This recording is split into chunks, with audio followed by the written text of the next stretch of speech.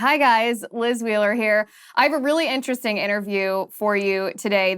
I'm going to talk to the founder of the 1776 Project PAC. If you have not heard of this PAC, well, let me tell you, there has been a lot of disappointment, a lot of frustration, a lot of even anger, I think. I felt a little angry after the midterms when we didn't see the red tsunami. We didn't see Congress take back, or Republicans take back both the House and the Senate. We didn't see this tidal wave of Republicans, right? Even though we owned public opinion on so many hot button issues, it didn't translate to the polls. But what has not been focused on, I actually mentioned this to you guys the day after the election when we were doing our post-mortem. What is not being mentioned is the successes at the lower level seats in government. And when I say lower level, it doesn't mean that they're less influential. It just means they're not at the federal level. They don't have the mainstream media spotlight on them. But from November of 2021 to November of 2022, 100 school board seats have been flipped from liberal to Republican across the country, and 6 states, this is after the 2022 midterms, 6 states now have school boards in their entirety that were flipped from majority liberal, and now they have majority conservative. And Ryan Girdusky is the founder of the 1776 Project PAC, and he's the architect of this. He's responsible for these school board seat victories that conservatives now own much more influence over what our children are being taught in school. So I want to talk to him today. Ryan, good to see you. Good. Thanks for having me on, Liz.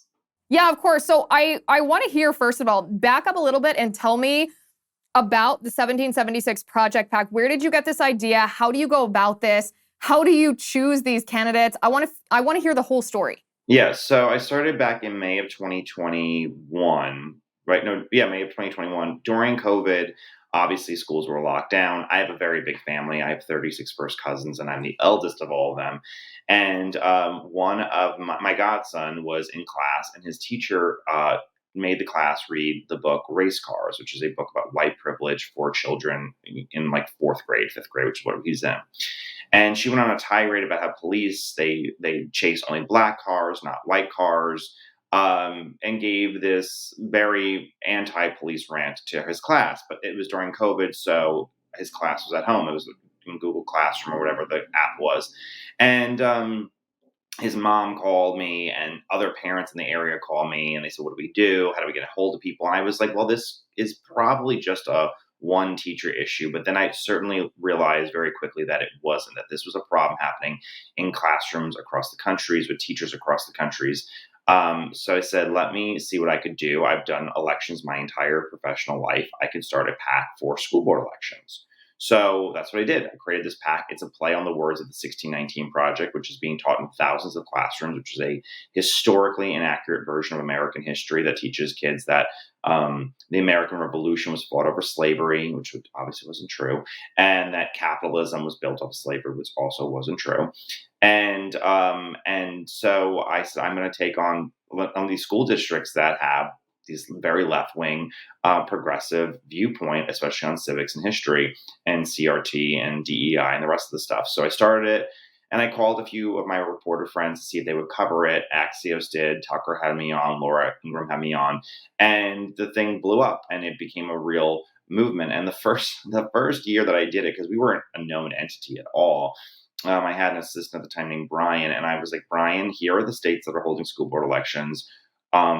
Go on Facebook and type in like concerned parents of Pennsylvania.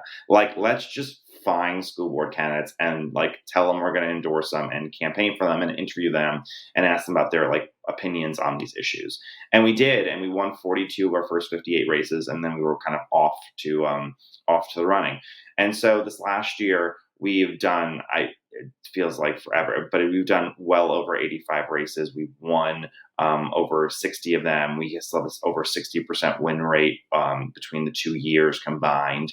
And we were able to flip elections, literally school board elections in a dozen states, and we were able to win Ryan Walters' seat for the state superintendent race of Oklahoma.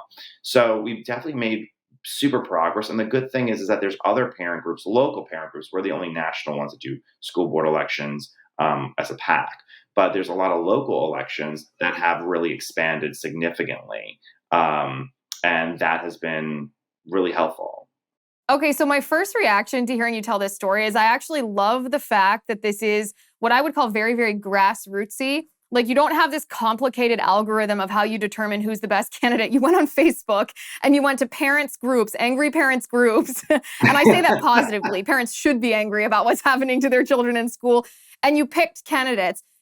How did you determine who would fully understand the political enemy that we're facing? One of the things I say all the time on my show is if we don't acknowledge the reality of the political enemy that we are facing in this country, then we won't fight well to defeat that political enemy or that political ideology. How do you choose these parents? Well, I mean, I would ask them questions like, "What's going on in your school district?" First of all, I'd ask them like serious like serious questions of like, "How many students are in your district? How many schools? What's your superintendent's name?" I want to make sure they're serious candidates. They're not just throwing their name on a ballot and hoping for the best. They actually want to be part of a governing body. And then just to know that they know the information. And then I would ask them, if you were in charge of education, a very open-ended question, what is your vision? What do you hope that education in your area would look like in 10 years if you were completely in charge? I ask a lot of candidates I work for who run for Congress and Senate the same exact thing, because I think knowing the problem is certainly important, but having a vision of the future is equally as important. And then I ask them, what is the problem? Because some people everyone thinks that their school district has an issue. And, there's a lot of issues in places, but some are very minute. Some are really a personality issue with maybe a teacher specifically or a principal in one or two areas. And then some are endemic within the system. And it's those places that I really want to be part of.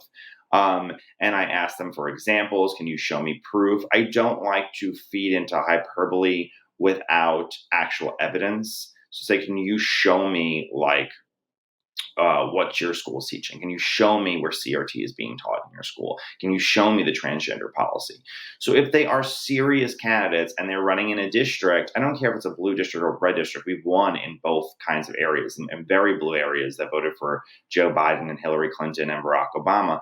And we've won in red areas as well. But I want to make sure they are very serious people and they have the knowledge that they're not going to just run to cause a stink and scream and yell and then not know how to actually make a change once they're in the place that they're in. What answer are you looking for when you ask them the question what they envision the education system in their district to look like in 10 years? Well, I don't have like a specific thing they have to answer yes or no to. What I would like them to sit there and say is I like them to talk about merit. I like them to talk about the idea of raising educational standards because that's important. I want us to live in a smart country, or a country that where hard work is rewarded. I was not a good student in school, and I was really actually a very poor student for most of my life in school. And I was in advanced history, but besides, I was never in an advanced and AP class in my life. But I appreciate kids who were. I never wanted another child not to get that opportunity just because I didn't, because I slacked off. And I appreciate that we live in a world that had a Steve Jobs and a Bill Gates and a Elon Musk, even though I was never going to be one of those people. And so when we talk about things like merit and the idea of advanced classes, which they're trying to gut in many different places, or the idea of trying to get rid of magnet schools, I want to hear them talk about that. I want to hear them talk about parental involvement. I want to hear them talk about the overall idea of how kids are in K through 8, at least, especially, hear about this country, hear about the building of this country. Because you can have criticisms of the history of the United States. It's perfectly your right as a citizen. But I think your starting point should be that this is a good place, that in the end we have done more good than we have harm in this country, and every chance that we can, we've always looked to self-improve. And I think that that's a really important starting place for kids to learn. Public education is not just to make kids smart or to make them know the very basics. It's to also make them, public education is a social good, to sit there and to allow children to know that that this institution, a public education, this institution of schools, is to teach you to love the institution of the United States, to teach you to appreciate the institutions that were created in this country. Because I don't have children as of right now, but I pay a lot of money for other people's children to go to school because I feel like it makes us all better citizens. And when I am older, I want them to continue this country by believing in these institutions. When you are told that the very fabric of the nation is racist and sexist and killed Native Americans and we're on stolen land and capitalism is bad, and you repeat every liberal talking point possible, then what incentive do you have to continue the institutions of the United States? What incentive do you have to sit there and build this country out? You don't. You want to rip it down. You want to tear it apart. You want to transform it into something completely different. And that's the dangerous part of what they're teaching in CRT. It's not just that it makes the subjects poor. It sits there and teaches children you should be an active revolutionary in this new country we're trying to build, because everything that your fathers and your forefathers have created is inherently evil. And that's a very bad concept to continue in education. I think what you're articulating is actually what the original understanding of public education was in our country. And that is that the public school system, it's government-run schools is what I prefer to call it actually versus public school system. But government-run schools are going to be sources of indoctrination. We just have to make a decision. Are we going to indoctrinate children into pro-American, pro-Judeo-Christian morals, or are we going to allow the left to indoctrinate children with Marxism and atheism and every other bad and evil ideology in the world? But they're never going to be a neutral playing field where you just go to learn arithmetic and you just go to learn facts and figures. It is going to be a place where children are indoctrinated. That's exactly right, Liz. But one of the biggest criticisms I got when I started this organization is you want to sit there and politicize education. I didn't start the fire, to quote Billy Joel. I didn't make this like this. Going back to the 40s in this country, and I'm sure I'm back before that, but going back to the 40s, there was a real public conversation of can registered communists teach in our schools? And in 1949, the NEA said, no, they cannot, and fired every registered communist from being a public school teacher. There were arguments over the Pledge of Allegiance. There were arguments, obviously, over school prayer. So the idea that we've always approached this idea of education from this neutral standpoint, just to teach kids, how to read and write, is incorrect. And it doesn't have to be overtly, not patriotic, but for lack of a better word, overtly patriotic. They don't have to learn that America never did anything wrong. But the basis of our entire worldview is that we are for the good. We are an actor in good overall. And even bad things that have happened in the history of our country have made the world a better place. So yes, things have happened that have been terrible. We have course corrected them over and over and over to make them better, to try to remedy those situations. And not only that, but we are the country that freed 100 million souls from communism. We are the country that ended Nazism in the world. We are the country that continually spends billions of dollars trying to end human slavery and human trafficking along the entire world. That is what we have done in our recent history, let alone go back even further. But the Americans who built this country are great men. They are greater men that you and women, but they are greater men and women that you should aspire to be like, because we are a great country and a great people. And although I do not share the DNA of, Thomas Jefferson, I do not look at him and have the same pigmentation that he does. He is still my forefather in the great American vision. And just like I don't share the pigmentation or the skin color or the religion of Benjamin Franklin or other great leaders in our history, Thurgood Marshall, that doesn't matter, because what we don't have in a unified racial component of our country, we do have in the idea of being American. And it's more than just an idea, but we are a people. We just happen to be a people of a multiracial makeup. Yeah, and this idea that you're articulating too, this was actually Thomas Jefferson's idea for public education when he was accounting for what was happening at the University of Virginia, a publicly funded university. He was talking about forming young people, yes, not primary grades, but young people into being patriotic American citizens. So this is an age-old idea of the American education system. Let me ask you, Ryan, when an individual parent wins a school board seat and is seated on a school board for their child's school district, how much influence do they have over what is being taught to their child on a day-to-day basis in that classroom? So it depends on what the school district is and the powers. What they can do immediately is fire the superintendent.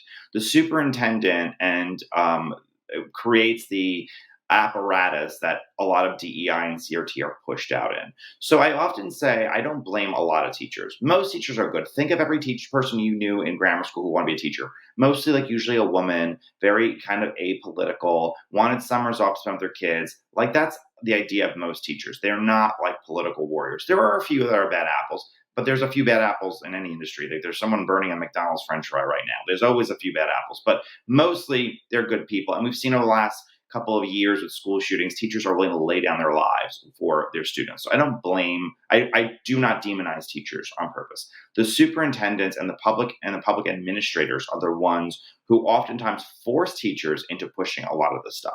So they can immediately fire and hire a new superintendent. And many school districts that we have backed have done that. Another area that they have a lot of authority in is over the apps. Most schools, especially post-COVID, use apps and educational assistance programs to sit there and help teach students. A lot of apps are woke. A lot of apps that are free have advertisements. They sell children's data. This is a huge, huge, huge problem coming into the education sphere over the next few years. That is a big thing that they have complete oversight over. And they control the budgets. So if a teacher, if a principal sits there and says, "Hey, we're gonna fund Drag Queen Story Hour," the school board can sit there and pull funding for it. And they do have some oversight over books that go to libraries and some of the textbooks that go into the classrooms. So they don't have they can't sit there and yell at a teacher and dress them down for teaching a certain way, but they do have oversight when it comes to curriculum, ed tech, school textbooks, funding, and superintendents, most importantly. That seems like seems pretty significant amount of influence to Yeah. me for winning a school board seat here. What happens? Take me to the next level of this. What happens when they fire a school superintendent? So in Douglas County, Colorado, for example, the school, which is one of the biggest counties in Colorado, we helped flip that school district back in 2021. The first thing they did was they said to the superintendent, "Please give us, by September," it was like, I want to say March or April. They said, "By September, give us a list of recommendations of how you can make your diversity, equity, and inclusion policy better." Now, they didn't say gut it. They didn't say get rid of it. They said just make it better. Upon even the recommendation of making it better, the teachers union had a strike. This is after kids had missed out over a year of in-person learning, and the superintendent helped advise the teachers union about holding the strike. So they fired the superintendent immediately, and they hired a new superintendent who is reviewing and changing the DEI policy. Another school district that in Texas, in Denton County, Texas, Frisco ISD in Texas that we've been helping with. We have 2 of the 5 seats. We just need 1 more, or 2 of the 7 seats, whatever, because we need 2 more.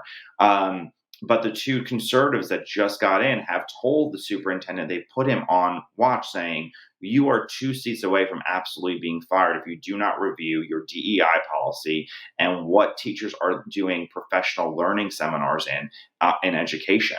Because a lot of times what happens is after a teacher graduates college, they go become a teacher, they have an annual or semi-annual professional learning seminar. And that's oftentimes where they invite these CRT professionals about how to incorporate CRT in their day-to-day classrooms. Another school board that we helped flip, this was one of my proudest moments in Lansing, Kansas. The school board, they had an okay relationship with the superintendent. It wasn't worth firing him over.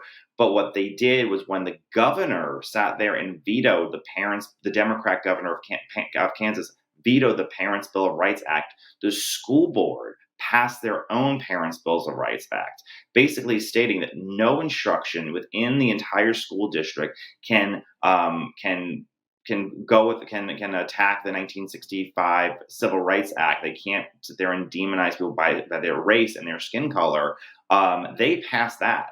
So there's all teaching guidelines within that school district passed by the school board that the teachers have to abide by. They also pass things like healthcare decisions. You cannot sit there and advise children on certain healthcare decisions both when it comes to transgender surgeries and when it comes to vaccine mandates. So a lot can be done at this very important local level. And now with all the school boards we have flipped, there's over 1 million children who are living in school districts where there is a conservative school board, either majority or a very local minority, because the school districts have flipped. I think what you're articulating here explains why we haven't heard a lot about the lower level seats, why we're only hearing about the federal stuff after the midterms, because the federal stuff is kind of disappointing. It's a little disheartening. This stuff is so encouraging, Ryan. This is incredible. How many seats are you guys going to be working on in this coming year?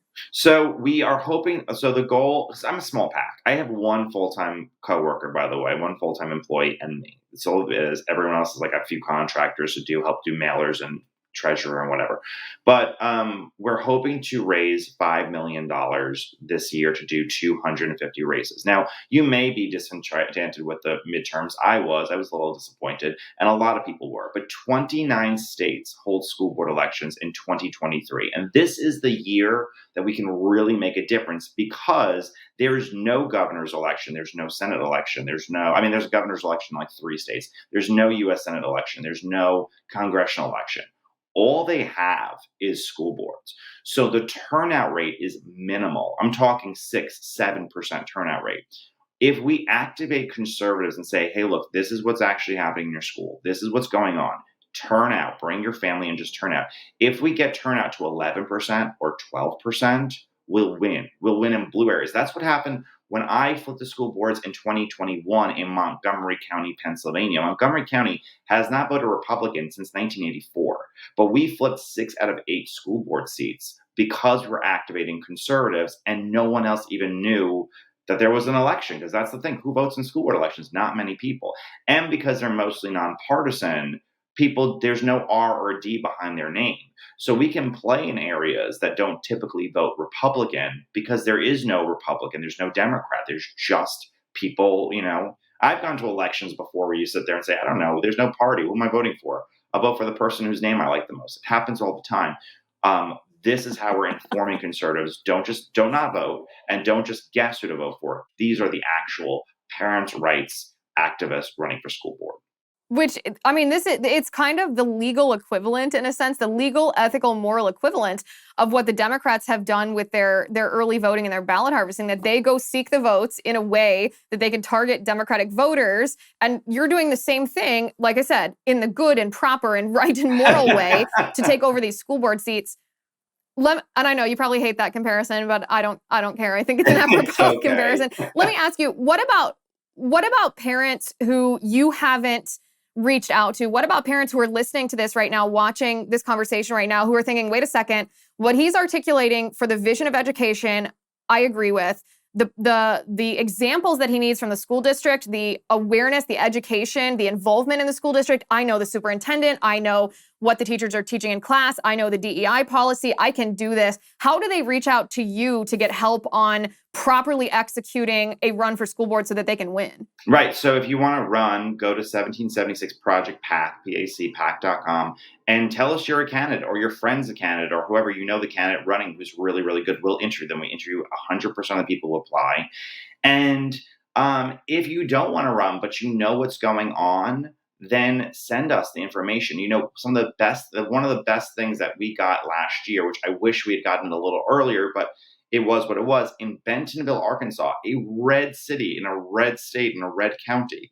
A student bravely recorded his teacher on audibly recording his teacher teaching CRT explicitly. It wasn't a hidden thing. It wasn't, it wasn't some kind of, you can construe it anything else. He was teaching CRT and saying, his essay students, how can we make critical race theory a positive thing in the country today?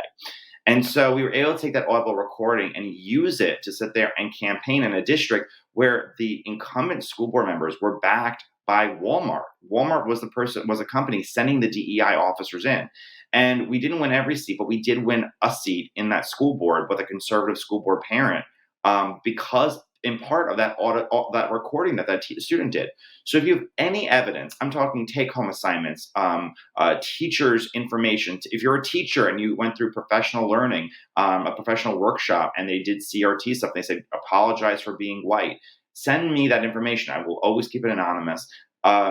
That's very, very helpful, because I think that the information, once it's out there and once it's magnified, really awakens parents. A lot of, especially conservatives, sit there and say, it can't possibly happen in my red county or red area, but it does. Not all the time, but it happens in those places. So the more information, the better. And if you know someone running, sit there and have either you or them send us an email through our website and apply, and we will love to interview them. And if we can support them, if we have the money for it, and we interview them and it's a great race, we will 100% do it. One of the most common things that people say to me, probably the same with you, is they agree with what we're saying, they want to do their part, and they don't know how. They don't know if they're qualified, they don't know what path to take to make a difference in between the elections, right? This is, let me tell you guys, this is how to do it. This is what I call an algorithm for victory that Ryan has created through the 1776 Project PAC. It's been really fun. And like I said, very encouraging, very energizing to see you put this into action and to see your success. I'm excited to see what you accomplish in 2023. And I encourage everyone, go to 1776 Project PAC. It's PAC, projectpac.com, to get involved in any way that you can. Ryan has a role for you, no matter what, no matter what your skill set is. There's something that you can do to help this. And it's a way of protecting our children from this evil ideology, even when Republicans don't control Congress and we don't have the presidency. Ryan, thank you so much for sitting down and talking about this with me. I really appreciate it. Thank you so much.